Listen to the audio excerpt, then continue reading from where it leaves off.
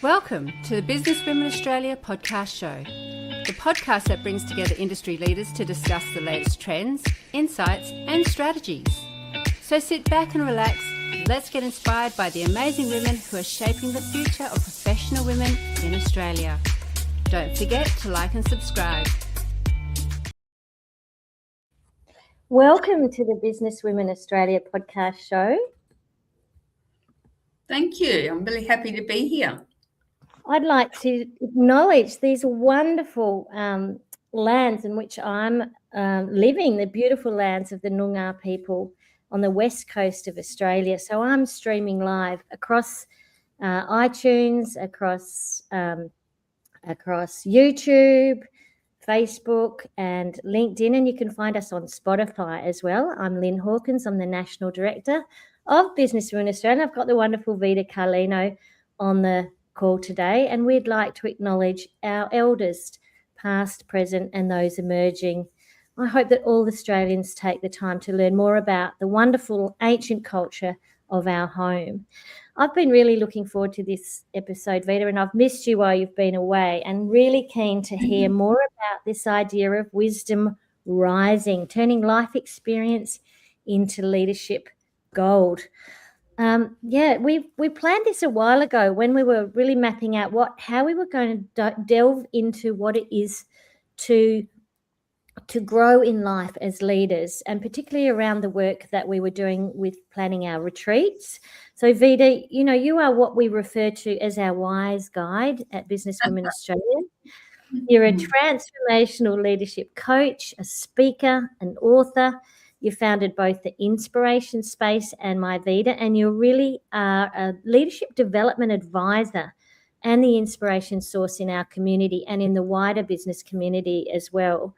So I've personally witnessed the catalysing profound shifts in the way that people lead, in the way they live, in the way they connect, as a direct result of the work that you have done, not only in our courageous conversations and our cheese and chats and at our retreats, but also in the work that you do outside Business Women Australia. I've certainly benefited from all the coaching and the mentoring and the experiences that you've brought into my life. So I'm very grateful to have you in my world, Vida.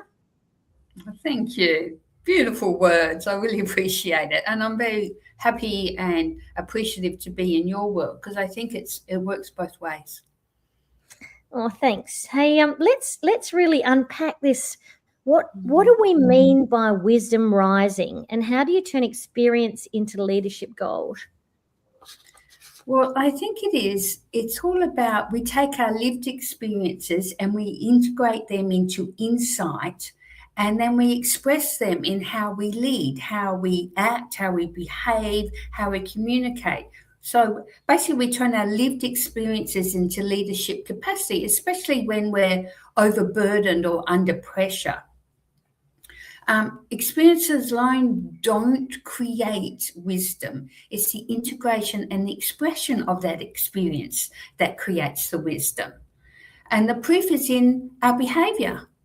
How we show up. Do we show up with clarity? Do we show up with truth, integrity? Do we show up aligned with our values, our purpose, our mission? Are we living and walking our talk? Are we being authentic? So the proof of our wisdom is in our behaviors, and our behaviors require authenticity and awareness. Without awareness, there is no wisdom. Wisdom is actually awareness applied and lived in our lives. Yeah, I think that really is profound, isn't it? Because there's a lot of theoretical and knowledge-based insights into, what it is to have wisdom, or in conscious leadership. We often talk about being, sort of developing our conscious leadership, but it's that practice. It is. We have to, having wisdom. If you don't use it, it's not wisdom. You've learnt something, you've got these lived experiences, but unless you can harness the insight from that lived experience and express it again to make impact, it's just theory, really. It's interesting times. I mean, I woke up, there's so much going on in the world, just hearing the news this morning, just full on. We've got women who are from different, backgrounds, professions, executives, founders, business managers, women on boards. What are we hearing from these women about their struggles in leadership? I mean, we are connecting with so many women in our community. Oh, yeah. I think the most common thing that I realised lately, especially, is that there are so many women out there that are so amazing and so successful that everything looks perfect on the outside, but in the inside, they're burnt out. They're exhausted, they're fatigued, they're washed out, and they're working on overdrive all the time. And I think that is a really big problem of not being able to recognize when I'm pushing myself too far, because burnout is a terrible experience for anybody. And I think it's AI, it's made it worse because there's so much possibility now. I know for me, last year I was using AI and it was quickening everything, like something that would have taken a lot of bouncing around with, our members, particularly in the design of our events and those sorts of things. We're actually doing them in real time during our meetings and coming up with a plan that would have taken far less time, far longer time. And then there's this question of, therefore, do I do more? Yeah, well, we have all these gadgets. We've got AI issues at the moment with change. We've got cybersecurity issues. We've got talent shifts. We've got all these issues, and yet we are producing more. We're over functioning. We're over responsible, over giving. We're just filling up our time with more and more and more. And our bodies can't handle it. It's classic, isn't it? Because I was telling you before we got on the show, I put my hand up for a 5-day-a-week role, God knows why. And then as I got into the final interview, and I'm like, why am I doing this? Everything about it felt wrong. And, Simon said to me, well, pull out, and I'm like, yeah, I'm going to pull out. And as soon as I did, it created the opening for something that was only 2 days a week, that's far more aligned with my purpose. And just even the thought of it is energizing rather than the thought of the previous option that was, before I'd even started, felt like I was already overwhelmed. Yeah, because then you've got 2 jobs to fit into 1 week. You've got your Business Women Australia job and you've got your new job. And thank God you had Simon to knock some sense into you. But that's what it's like, why didn't I give myself that permission? It's like, why am I waiting for this? Why? It's so classic, isn't it? It's like I'm so wanting to help solve the problem. The problem is, we want to get to a point where we can retire. There was always something in my life where, I was, when at the time when I was juggling kids and juggling career and, trying to get the mortgage down, there's always something that kind of draws in this sense of needing to do more. And I think that becomes very loud because we're so busy. I think the leaders that will thrive are not the busiest leaders, they're the most resourceful leaders. And we don't give ourselves the time to contemplate, to allow creativity to come to the surface, to find alternative solutions. If we're so busy, we're just in automatic mode. We're just hammering our nervous system, doing the same things over and over again. We're getting up each day and doing the same thing. But where's all the joy and the happiness and the peace and the creativity and that deep meaning that really enriches our lives? If we're too busy, it disappears. So what are the patterns you're seeing? You're coaching a lot of women. You've got a lot of women coming into circles, and you're doing a lot of work with Business Women Australia.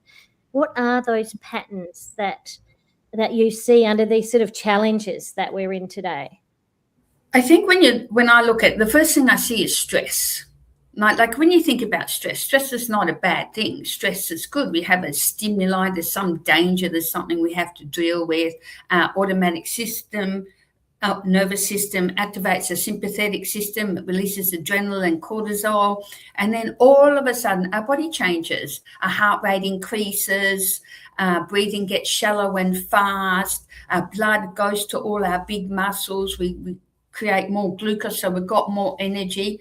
But at the same time, we shut down our digestive systems, we shut down our immune system, we shut down our restore system. And then when the danger's gone, it all reverses back and we trot off and do our normal thing. The only problem nowadays is it's not reversing back. People are staying in the stress cycle. So it looks like, and imagine what that's doing to their body, to their emotions, to their sleep, to their quality of relationships. It's mind-boggling. But when I look at that, I think, what lies behind that? Why are we in that stress cycle? And I think we've already mentioned it. It's awareness. There is no time just to sit and contemplate and become aware of our own awareness, become aware of our own triggers, our biases, our conditioning, our habits, our programming. You know, by the time we're 35, 95% of our patterns are programmed. And think about it, you get up every day, you know, you've got 60 to 80,000 thoughts a day. Most of those are the same thoughts you had yesterday. So you get up at the same time.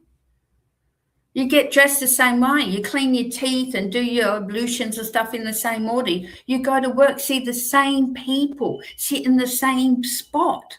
We just do what we know over and over and over and over again. And the only way to make change, you can't make change in the known. Change sits in the unknown. So unless we have some space to allow something different, we just keep doing the same old, same old, same old. And it's not always that fulfilling and enriching. And you've talked about losing self-trust as well. You know, tell us about that. Well, if you are not in relationship to yourself, if you don't know what is going on with you, why you're reacting, if you're in reacting and not in response, how can you trust yourself? You don't even have awareness. Like I mentioned this in one other podcast, I think. There's this organizational psychologist, her name's Tara Hewitt, and her and her team did this big study. She's got a book out now, it's called Insight. And what she found was 95% of people, out of the thousands of people they interviewed, think they are self-aware. But the reality is only 10 to 15% of people are. So without awareness, you do not know how you're behaving. You don't even know yourself. You're in total habit mode, doing what you know over and over again. And it's mind-boggling to me. Like, it's your biases are ruling your conditioning, your environment is ruling you. You are not the choice maker. Your habits are. And how So when we think about these sort of organizational contexts, you know, as leaders, as managers, you know, we've got teams, you know, it's very much a well-being mantra at the moment that, you know, we're seeing as no longer being optional in business. So in those sorts of scenarios, you know, what is it doing it to us at work? Well, I think it was the Harvard Business Review study that said well-being is not a personal matter. Well-being is an essential business strategy for success. And leaders that model well-being, normalize self-care and create healthier, happier environments where people are more creative, more engaged, more productive. So well-being is essential to have a really efficient, proactive and happy workforce. But just one more thing. So while we talk about well-being, but model busyness, yes, people become more disenchanted. So it's really got to start at the top, doesn't it? As supervisors, as managers, as leaders, as the board, the executive management team, you know. But you think about it, the leaders themselves are not taking well-being or managing their own self-care. So how are they going to demonstrate it for others? Yeah, it really is. It really is a question of leadership, isn't it? If you want a culture where people are healthy and happy and productive and doing their best, it really does start at the top as much as it does for anyone. And quite often, if you're the boss that's sitting there and working through your lunch break, that's just sending the wrong signal to everybody. Exactly. But how do you change that? Like if the boss or the leaders are not doing any development work on themselves, how are they going to change that when they're doing the same patterns they did yesterday every day without any conscious awareness of what they're really doing? Yeah, absolutely. And you talk about this conscious communication too, and how that can change outcomes, particularly in high stakes environments, in work environments. How does that all fit into this sense of wisdom rising? Well, conscious communication is a performance enhancer because it builds trust fast and efficiency. And it's conscious communication is about radical listening, intentional speaking, and holding space. So if we think about radical listening, it's high trust listening, right? It's listening without an agenda. Listening with the intention to understand, not rehearsing what you're going to say, but being there, fully engaged, wanting to understand what is being spoken. And it's extremely powerful, radical listening. It's a superpower because you know what it does? It reduces misunderstandings, it reduces politics, and it reduces rework. And what it does, it builds psychological safety, and we all need that one. We don't see a lot of radical listening going on inside organisations. We see a lot of telling and advising, and a lot of observation and quick assumptions being made, and then telling, rather than coming with this radical listening. I love the idea. You talk to us about curious questions. Really coming to, something rather than coming to tell someone, actually asking them, why did they do that? What would they, what was happening at the time? Trying to understand why things are happening, why people are doing what they're doing, what's their thinking behind things, rather than just coming and saying, that's not what I wanted to see. Exactly. And that means, again, actually stepping back a little bit, slowing down a little bit to actually listen, to be open to what's happening. And that means getting past our own agenda of wanting to know, to fix, to have everything work our way. So you've got radical listening. You've also got intentional speaking, which is presence-led communication. So it's about choosing words that are aligned with your values and the desired outcome you want to achieve. It's about clarity, having clear messages free of emotional landmines. So when we talk with intentional speaking, we speak with words aligned with our values, desired outcome, and that are built in with discernment and pausing. So we speak so that other people can understand us, not just so that we can get out what we want to say. So radical listening and intentional speaking go hand in hand together to make really valuable conversations, really meaningful and valuable conversations. And I think the next step in conscious communication is holding space. The capacity to hold the room, to hold the conversation, to hold the team so that truth emerges. And this is the one that I think many leaders skip, because it means being the container, witnessing without judgment or any interference or any direction to make it the way you want it to be. It means staying with the discomfort, the complexity, the tension, without fixing, without advising, without altering in any way. So people feel seen, people feel valued, and solutions emerge quicker when we can step back a little bit and let it take its natural course with respect of listening, respect of speaking to be understood, and respect of holding the space for truth to arise. I think it's super duper important. Like, you think about if you've got a meeting or something or conversation with a stakeholder and they're very frustrated. So without conscious communication, you may react. You may over-explain, under-explain. You may promise things too much or not promise enough. But when you've got conscious communication, you really listen to what is being said from their point of view, right? You speak the truth and you stay in the space, even if tension arises.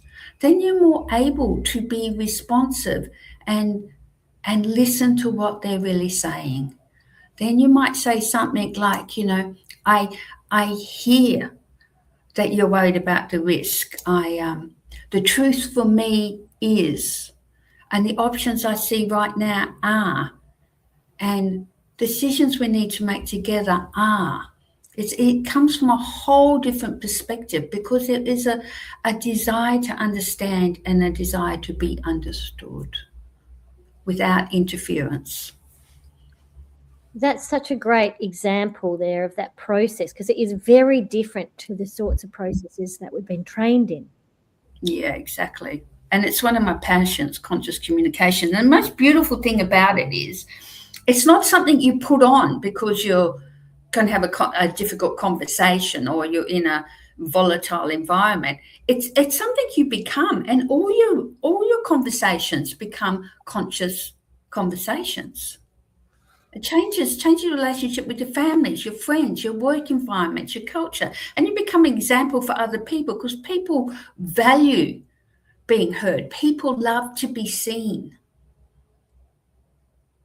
And people love conscious communications once they get used to it.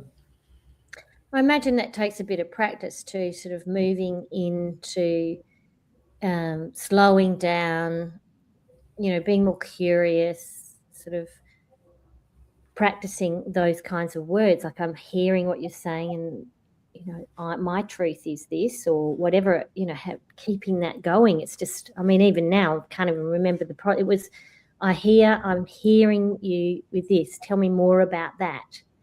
Yeah. It is a practice, but everything's a practice. Every time we learn something new, we have to practice. I hear it all the time with people with meditating. It's one of my, it's just something that brings a smile to my face. I tried meditating, but that just means you're not very good at it. So practice more till you get good at it. And it's the same with conscious communication. Well, if you can't do it, you're not very good at it. Practice more and more. Practice just listening.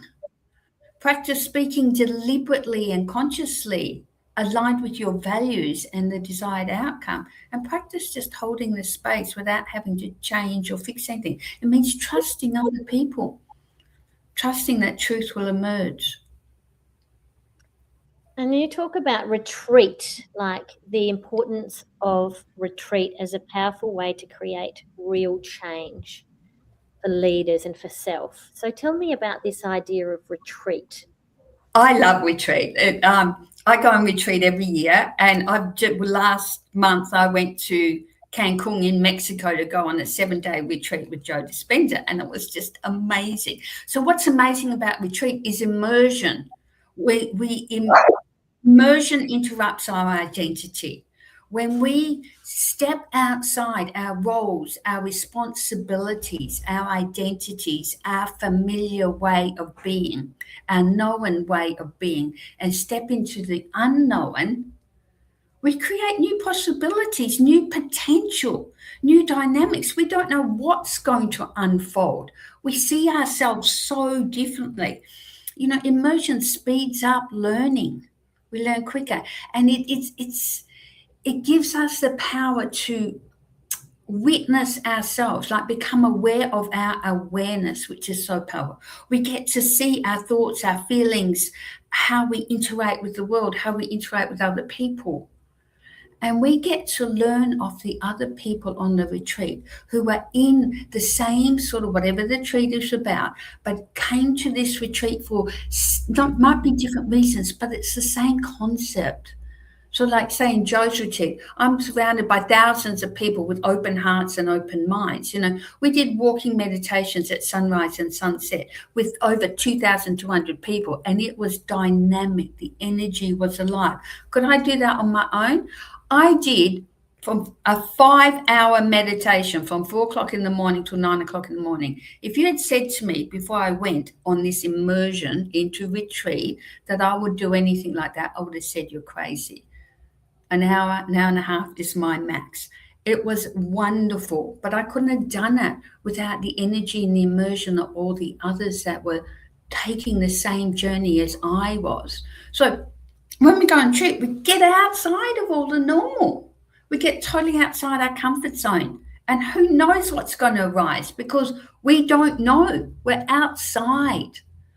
It's just so exciting to be on retreat.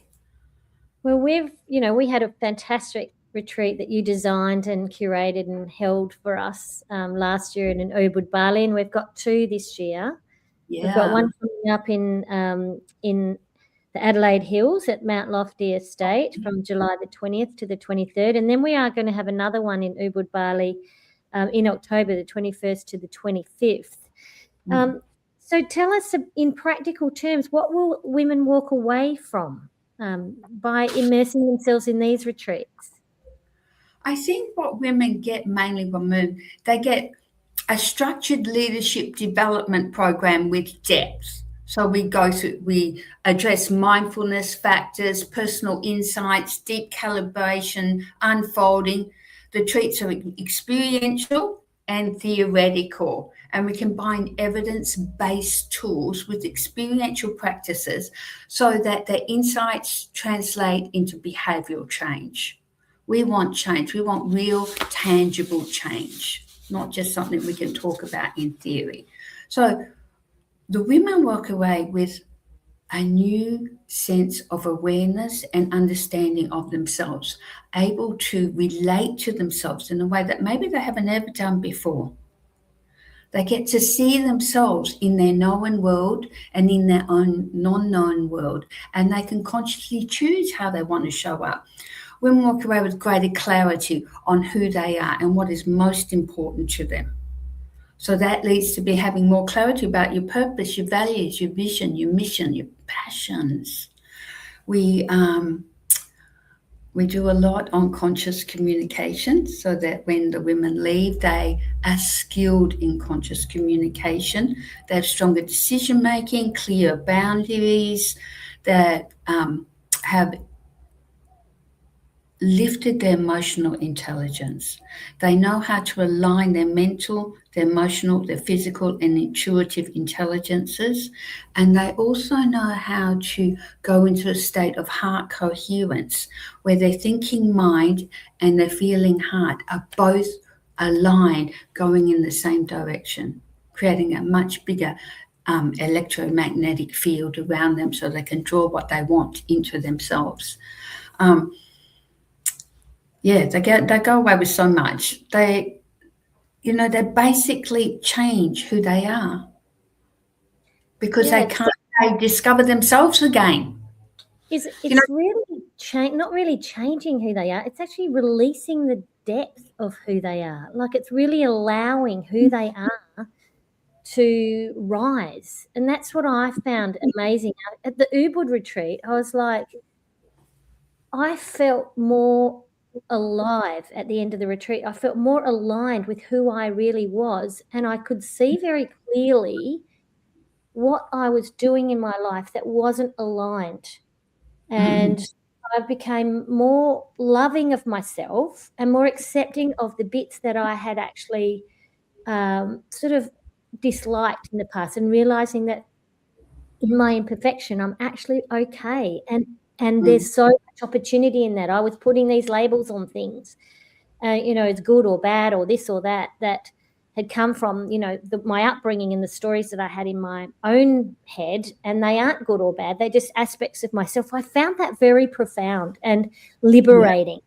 I found Yeah. it very liberating, and how that then translated into my leadership and the way I am as a wife, as a mother, as a manager, as an advisor to my clients. It kind of like it shifted something in my innate knowledge and my understanding of what actually I wanted to do and how I wanted to be.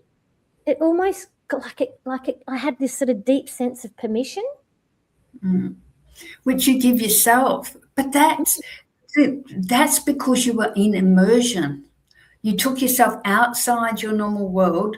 That's why I love retreats so much. You take yourself outside of the world and you get to see yourself from a different perspective, a different way of being, and you can move into that. And I love what you said. It's not so much about change. It looks like you've changed on the outside, but really is you just cleared out the fog and recognize the parts of yourself that are hidden, suppressed, not acceptable, and welcome all those parts back. That's why when you're on your retreat, it's like a coming home to the self that you've never met before. Yeah, that's a beautiful way of saying it. I love that. And we would love for women to join us. We've still got some places. So you're really been the one who's curated and designed, you've drawn on your life's work to bring these opportunities to Business Women Australia. How do women know if it's the right time for them? If you think of it logically and linearly, it's never the right time because we always have things to do. What is, are they ready to invest in themselves? That's the question. Are you ready? But it's never the right time, and it's always the right time at the same time. It's just whether you are ready to put yourself as a priority and invest in you, or would you prefer just to stay the same? That's what it comes down to. And if you're not ready to invest in yourself, you're not ready.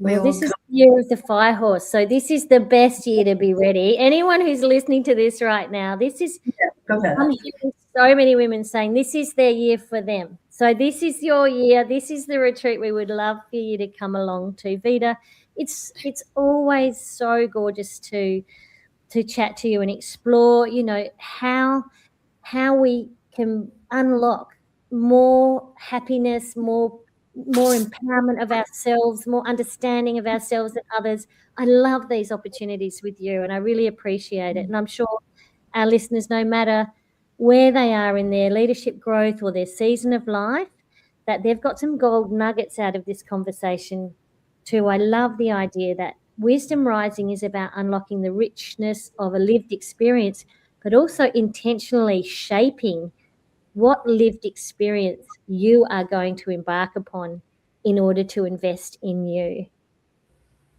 Beautiful. It's beautiful. Yeah. And the thing is, just focus on you for a little while, and you will then maybe take the steps, because you are the most important thing in your life. What you want for your family, what you want for your career, what you want for life, how you want to contribute, all depends on you being you. And retreat is the most profound way to immerse yourself in finding the true version of you and showing up as that in every aspect of your life. We're not two people at work and at home or with our girlfriends. We're the same person. And let's be proud of that. I love it. Thanks, Vida, for coming on the show. Thanks for sharing your wisdom with us. And listeners, if you have a calling, if you are feeling this sense of urge or this desire to join us and to go on this journey together, we would love that. We're a fabulous national collective of conscious leaders. We're learning, we're exploring together, we're growing together. We're across all sectors, across all industries and states, different professions, different backgrounds, different cultures. Please come along to one of our events, consider investing in you, and maybe come along to one or both of our retreats. Reach out to me if you are interested. For anyone who's heard this podcast, I'll give you a very special discount. Just mention that you heard it here. Adelaide Hills, Mount Lofty Estate, July the 20th to the 23rd. and Blue Karma Resort in Ubud, Bali from October 21st to 25th. We have a few of us who are doing both retreats. Absolutely, this is the year for me, I've decided. So I'm definitely going to be at both. And thank you so much, Vida, for coming on the show. It's a pleasure. Thank you so much for having me. And I am so excited about these retreats. We're going to have a blast.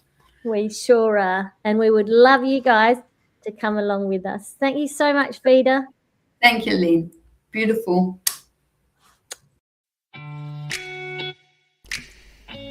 You have been listening to the Business Women Australia podcast show. We hope you've enjoyed today's episode and gained some valuable insights to empower you on your journey. Don't forget to comment, like, and subscribe to stay updated in our latest episodes. And if you're not already a member of Business Women Australia, what are you waiting for? Head to our website today and join so that you can connect with a thriving community of inspiring women across Australia. Thank you for tuning in, and we'll catch you in the next episode.